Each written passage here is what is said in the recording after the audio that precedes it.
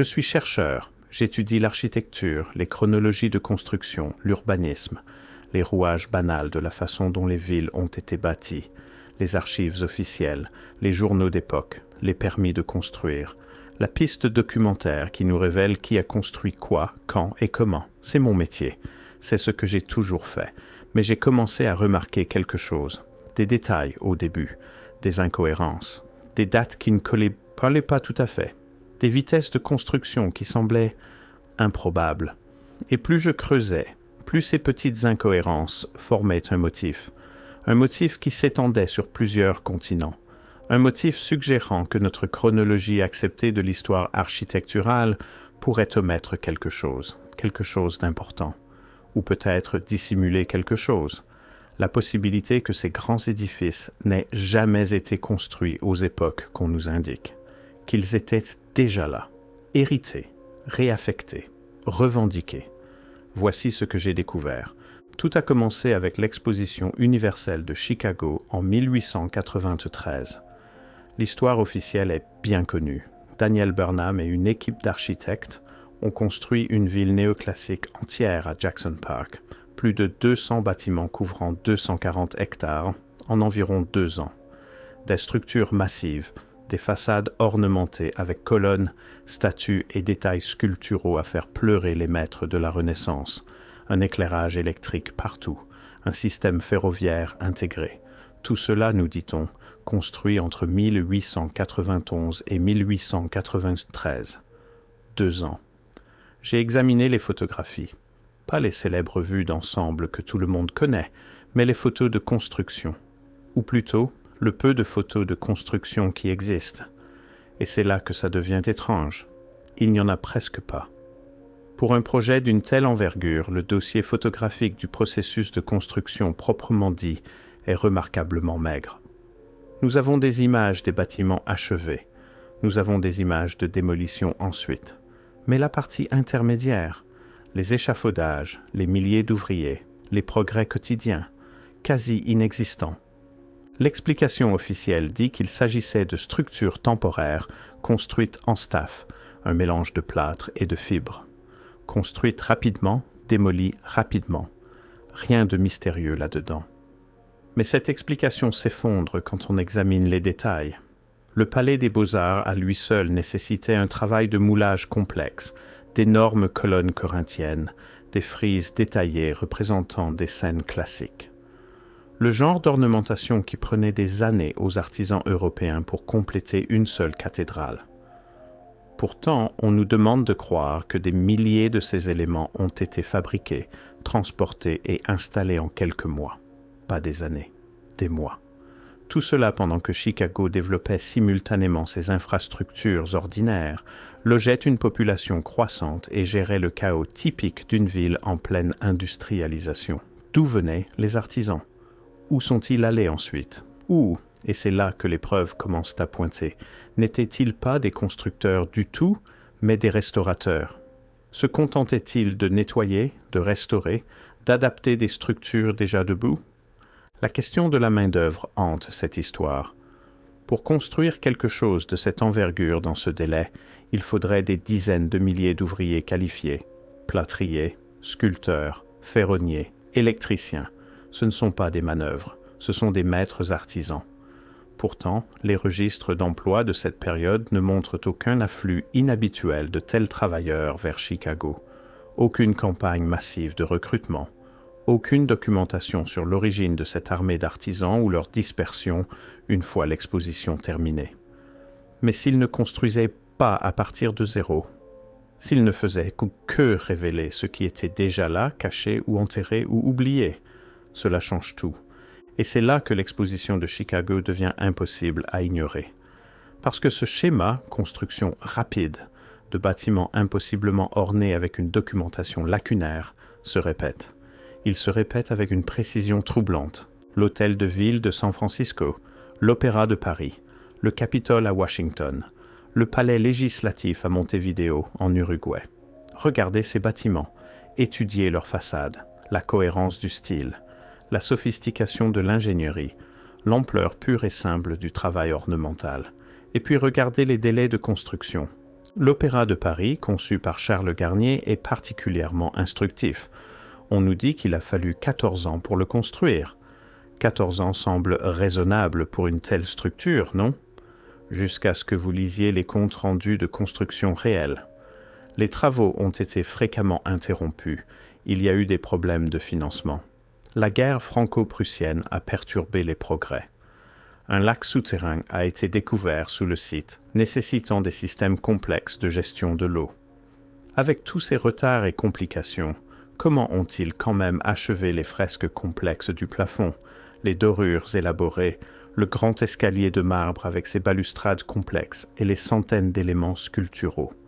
Le calendrier ne fonctionne que si la construction réelle a progressé à un rythme impossiblement rapide pendant les brèves périodes où le travail était actif, à moins que le travail ne soit pas de la construction du tout, à moins qu'il s'agisse d'excavation, de mise au jour, de restauration de quelque chose qui précédait entièrement l'implication de Garnier.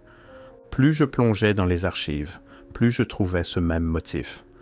Des projets de construction confrontés à des retards documentés, des pénuries de financement et des problèmes techniques. Pourtant, livrant d'une manière ou d'une autre des bâtiments achevés d'une complexité stupéfiante dans les délais. Ou en avance. Une fois que vous le voyez, vous ne pouvez plus ne pas le voir. Mais la vitesse de construction n'est qu'une partie du puzzle. Les matériaux eux-mêmes présentent un autre problème. Beaucoup de ces grands édifices de la fin des années 1800 et du début des années 1900 comportent des fondations en granit, des colonnes de marbre, des équipements en bronze et une maçonnerie complexe qui défierait les méthodes de fabrication modernes. Pourtant, on nous dit qu'ils ont été construits à une époque où la méthode de construction principale restait les charrettes tirées par des chevaux et les outils manuels. Le temple de Salt Lake en Utah fournit une étude de cas parfaite. Date de construction officielle, 1853 à 1893, 40 ans. Cela semble raisonnable, non? 40 ans pour construire un temple massif en granit au milieu de ce qui était alors une colonie désertique. Sauf que le temple nécessitait environ 10 000 mètres cubes de granit. Ce granit devait être extrait d'un site à 30 km, transporté par des chariots tirés par des bœufs, au début, taillé en blocs précis et assemblé en une structure avec des murs de près de 3 mètres d'épaisseur à la base, comportant des flèches élaborées, une maçonnerie détaillée et des finitions intérieures sophistiquées. Les mathématiques deviennent problématiques. Même vers la fin de la construction, lorsque l'accès ferroviaire était disponible, le volume pur de pierre, la précision des coupes, la complexité de l'assemblage, cela met la crédibilité à rude épreuve. Ce n'était pas de la construction de forteresses grossières, c'était de la maçonnerie de précision nécessitant des maîtres tailleurs de pierre. Où sont les archives de l'opération d'extraction? Où sont les registres d'emploi pour les centaines de tailleurs de pierre nécessaires pour un tel travail? Où sont les inventaires d'outils, les manifestes d'équipement, la documentation de la chaîne d'approvisionnement? Rares, fragmentaires, souvent totalement absents. Ou peut-être ces archives n'existent-elles pas parce que le travail effectué n'était pas ce qu'on nous dit. Peut-être adaptait-il des fondations existantes, déblayant les décombres de structures qui avaient été enterrées, abandonnées ou délibérément dissimulées. Cela soulève une question simple mais critique. Si ces bâtiments ont véritablement été construits pendant ces périodes documentées, pourquoi la piste documentaire est-elle si incomplète? Les projets de construction génèrent des montagnes de documentation, contrats, commandes de matériaux, feuilles de paie, rapports d'inspection, rapports d'accident. Pour des projets de cette ampleur, nous devrions crouler sous les archives. Au lieu de cela, nous trouvons des lacunes, des absences curieuses, une documentation qui commence en milieu de projet ou se concentre presque exclusivement sur les étapes finales. Pourquoi la documentation mettrait-elle l'accent sur les travaux de finition, tout en omettant la construction des fondations? À moins que les fondations ne soient déjà là. Et voici la partie la plus étrange. Cette lacune documentaire apparaît à l'échelle mondiale. Pas seulement dans les projets américains, pas seulement dans les projets européens, partout où ces grandes structures néoclassiques et baroques apparaissent, la documentation de construction suit le même schéma, dossier détaillé de finition, dossier de fondation rare. Pourquoi? Faisons une pause et considérons l'étendue géographique de ce dont nous parlons. Entre environ 1850 et 1920, nous assistons à une explosion de styles architecturaux remarquablement similaires à travers le globe. Des bâtiments gouvernementaux néoclassiques, des théâtres baroques, de grandes gares avec d'énormes plafonds voûtés, des halls d'exposition ornés. Ces structures apparaissent dans plusieurs villes d'Amérique du Nord, d'Amérique du Sud, d'Europe, d'Asie, en Australie, à Melbourne et Sydney, en Afrique, au Cap et au Caire. Même vocabulaire architectural, même technique de construction, même langage ornemental, même échelle et ambition. Le récit officiel était que cela représente la diffusion mondiale de l'enseignement architectural occidental et de la tradition française des beaux-arts. Les architectes formés à Paris ont apporté leurs connaissances dans le monde entier. Les puissances impériales ont exporté leurs préférences architecturales vers les colonies. La révolution industrielle a permis une construction rapide partout simultanément. Mais cette explication nous oblige à accepter un niveau extraordinaire de coordination. Pensez à la logistique. Nous parlons d'une époque avant les voyages aériens internationaux, avant la communication mondiale instantanée, avant que la fabrication standardisée puisse expédier des composants identiques dans le monde entier. Pourtant, d'une manière ou d'une autre, les cabinets d'architecture sur différents continents produisaient des bâtiments avec une cohérence stylistique telle qu'ils semblent suivre un langage de conception unifié, pas similaire, pas influencé par, pratiquement identiques dans leur approche de la proportion, de l'ornementation et de l'organisation spatiale. Les preuves suggèrent quelque chose de beaucoup plus grand qu'un simple échange culturel ou une influence coloniale. Elles suggèrent soit un niveau de coordination mondiale qui n'aurait pas dû être possible avec la technologie de communication du 19e siècle, soit ces bâtiments partagent un point d'origine commun qui précède le calendrier de construction officiel, qu'ils émergent d'une seule tradition architecturale plus ancienne, une civilisation qui construisait à une échelle et avec une sophistication que nous avons héritée, mais refusons de reconnaître. Et c'est là que l'explication officielle s'effondre complètement. Permettez-moi d'être très clair sur ce que nous ne trouvons pas dans le registre historique. Nous ne trouvons pas de trajectoire évolutive claire. Dans le développement architectural légitime, vous pouvez retracer la progression. Le roman mène au gothique. Le gothique évolue vers la Renaissance. Vous voyez des phases expérimentales. Vous voyez des bâtiments de transition où les architectes cherchent clairement leur voie. Vous voyez des échecs, vous voyez des variations régionales basées sur les matériaux disponibles et les traditions de construction locales. Mais avec ces grandes structures de la période 1850 à 1920, elles apparaissent pleinement formées. Pas de phase de prototype maladroit, pas de période régionale d'essais et d'erreurs, juste l'apparition soudaine d'une exécution de niveau maître sur plusieurs continents, simultanément. Comme si la connaissance était déjà là. Comme si les modèles, les techniques, les systèmes de proportion étaient copiés de quelque chose qui venait avant. Nous ne trouvons pas d'institutions de formation adéquates. Pour construire ces structures, il fallait des milliers et des milliers de maîtres artisans, tailleurs de pierre, plâtriers, sculpteurs, métallurgistes. Où se sont-ils tous formés? Les écoles d'architecture documentées de l'époque n'auraient pas pu produire autant de professionnels qualifiés. Les systèmes d'apprentissage n'auraient pas pu évoluer aussi rapidement.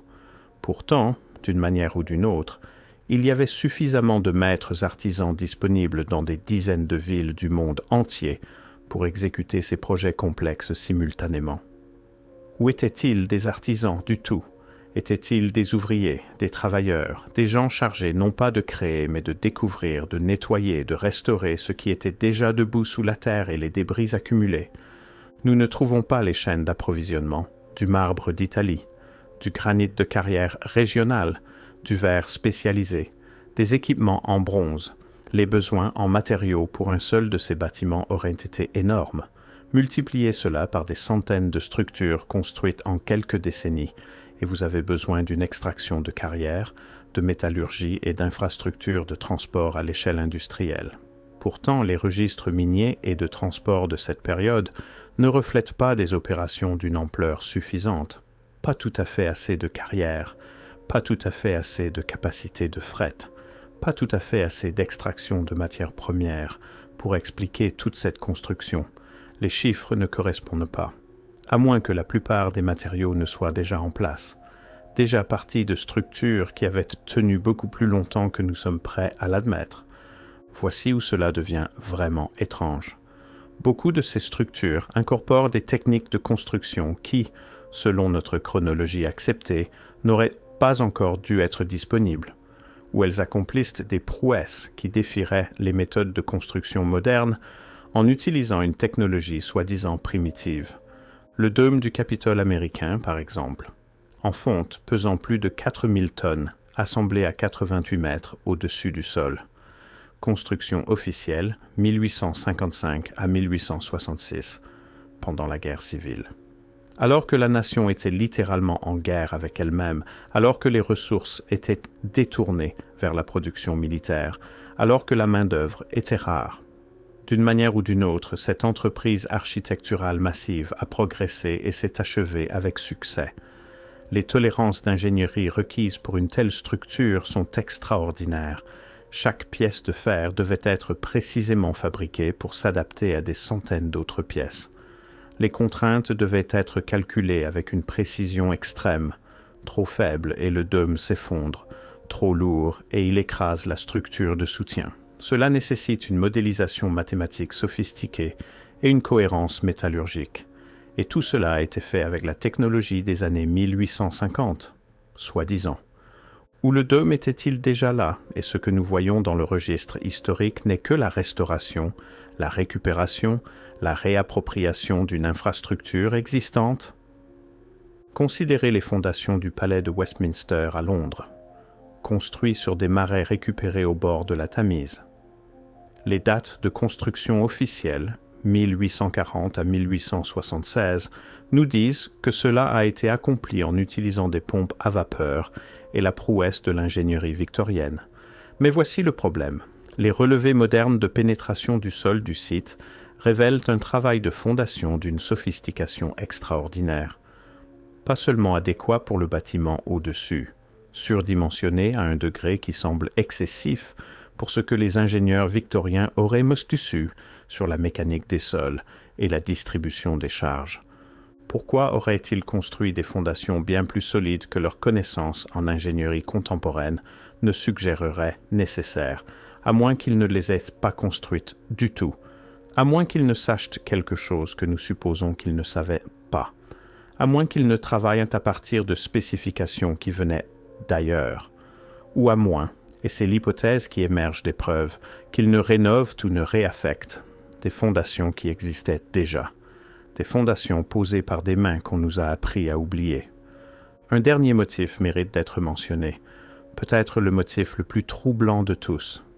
Lorsque ces projets de construction massifs se sont terminés, lorsque les expositions ont fermé et que les bâtiments d'exposition ont été démolis, lorsque les modes architecturales se sont soi-disant tournés vers le modernisme. Il y a un étrange silence dans les archives culturelles sur ce qui a été perdu. Les bâtiments de l'exposition de Chicago ont été démolis en 1893 à 1894. Des centaines de structures d'une beauté stupéfiante, réduites en décombres en quelques mois. La raison officielle, ils étaient temporaires, construits pour être démolis. Mais lisez les récits des gens qui ont visité l'exposition. Lisez ce qu'ils ont écrit sur ces bâtiments, le sentiment d'émerveillement, les descriptions de perfection dans la forme et la proportion. Ce n'étaient pas de simples maquettes en plâtre pour les gens qui les ont vus, c'étaient des chefs-d'œuvre architecturaux. Pourtant, lorsqu'ils ont été démolis, il y a remarquablement peu de protestations, pas de mouvement de préservation, pas de mécènes fortunés essayant de sauver ne serait-ce qu'un bâtiment, pas d'architecte arguant que ces structures devraient être maintenues comme exemple de l'art. Juste acceptation. Accord que oui, tout cela devrait être détruit. Pourquoi les gens accepteraient-ils la destruction de ce qu'ils décrivaient eux-mêmes comme parfait? À moins qu'ils ne comprennent, à un certain niveau, ce que ces bâtiments représentaient vraiment. À moins que ces structures ne soient la preuve de quelque chose qui ne pouvait pas être autorisé à subsister. Le même schéma apparaît avec les expositions universelles à travers le globe. San Francisco, 1894. Buffalo, 1901. Seattle, 1909. D'énormes complexes architecturaux construits à grands frais, puis démolis presque immédiatement avec une résistance publique minimale. Pourquoi? Si ceux-ci représentaient le summum de la réussite architecturale contemporaine, comme on nous le dit, pourquoi tout le monde était-il si disposé à les voir détruits?